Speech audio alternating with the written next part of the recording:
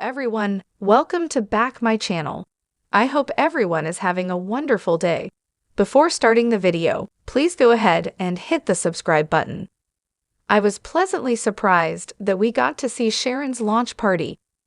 It was a heartwarming episode given that Maria and Tessa popped up and that Sharon renamed her company after Cassie.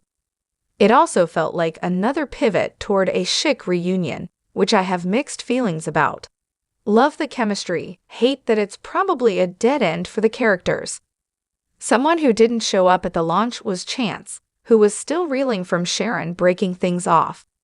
Although I found it odd that people weren't asking Sharon about his absence, his reasons for not attending were realistic enough. Summer, of course, was on hand to try and cheer him up, and decided to kick things off by bringing him clothes to upgrade his fashion sense. It was the very same thing Sally did when she started dating Jack. How about a little imagination, folks? I kinda love how they brought Lauren, and then Jack in his history with Nikki into the alcohol storyline, but it all left me wondering what was the point of bringing on Brian Gaskill as Seth? Maybe Nikki will fall off the wagon again and seek him out. We all know what that could mean, maha. One aspect of the story that bugged me was Jack telling Diane that Nikki was drinking again. As much as I understood him not wanting to keep a secret from his wife, given the history between the two women, that's something that could be detrimental to Nikki's recovery. Jack should have had his conversation with Nikki first and asked her permission to bring Diane into the loop. In related, Jack making the unqualified Diane co-CEO was utterly ridiculous, as was Kyle deciding to back off out of some new sense of self-awareness. Did anyone buy this doo-doo? I'm enjoying the pacing of the Claire and Victoria stuff as they tentatively inch toward a relationship. The hug was a nice little payoff.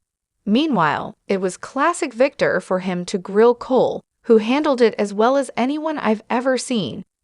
Victor was kinda speaking for all of us when he told Mickey that he was wondering if Victoria and Cole would get back together.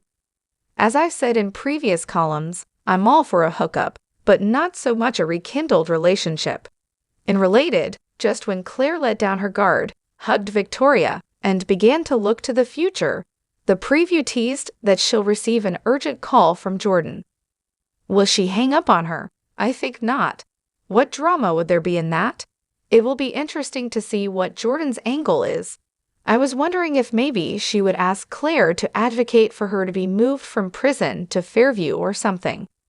All the better to escape from. My dears, Tucker got a bit of a wake-up call this week when Kyle, of all people, pointed out that aside from Audra, he was all alone in the world. McCall's subsequent meeting with Audra confirmed that he is, in fact, all alone in the world, as she's done with him too.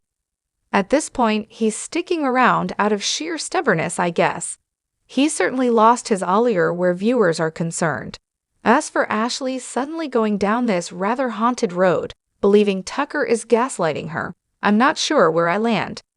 She went from confidently meeting with him over the sale of Glissade to cowering, frightened, and unsure of her own recall within a matter of days. It kinda felt like the writers were trying to gaslight us. That said, her issue makes sense given her mental health history, and Tucker's aware of it, so it's believable that he would attempt to gaslight her as payback for her taking part in her family's plan to release the scandalous dirt on him. I'm glad Tracy is getting involved next week, the character I lost respect for this week. Drumroll please. Unsurprisingly, it's Danny Romolotti. Lots of people are out there blaming this on Phyllis, and I'm not saying it wasn't calculated, but Phyllis isn't the one dating Christine. Backing up a bit, Christine and Phyllis's exchange at Society, in which Chris taunted Red with news of her pending romantic getaway with Danny, seemed to spur Phyllis on. Not that Christine deserved any of what happened, but she did play a role by poking the bear. Now, we all know Phyllis is going to Phyllis, and few know it better than Christine and Danny. And while one could argue he was just being a nice guy by agreeing to meet Phyllis at the Jazz Lounge, he should have hit the road immediately upon seeing her flash her lingerie, or when he found out she'd posted the video. At any point, really. The fact that he stayed and ended up in a lip lock with her, in which he was an avid participant, is on him. Sending mixed messages doesn't begin to cover it. Danny then went out to the dining room, where he proceeded to greet Christine with, "Hey, gorgeous," and tried to kiss her.